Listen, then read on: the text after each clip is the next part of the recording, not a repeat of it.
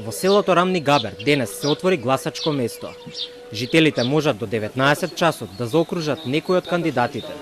Предходниот пат во селото немаше гласање, затоа што граѓаните одлучија така да го искажат револтот, поради тоа што политичарите немаат слух за нивните барања. Во првиот изборен круг на претседателските избори во селото Рамни Габер не се гласаше претседател. Тогаш граѓаните го обструираа гласањето со тоа што одлучија да го сокријат клучот од кујната на џамијата каде што требаше да се гласа.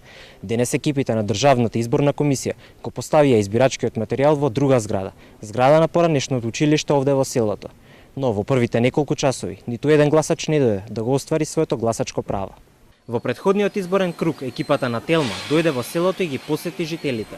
Не дочекаа со желба да ни раскажат како се сетиле да го свртат вниманието кон своите проблеми. Кога дојде бладожерот тука да го видат сите, тогаш ќе гласат.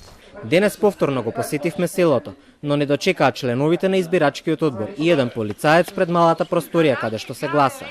Од избирачкиот одбор ни кажаа колку гласачи се запишани во списокот. Ова е избирачкото место број 2344 во село Рамни Габер. На избирачкиот список има запишано 74 гласачи.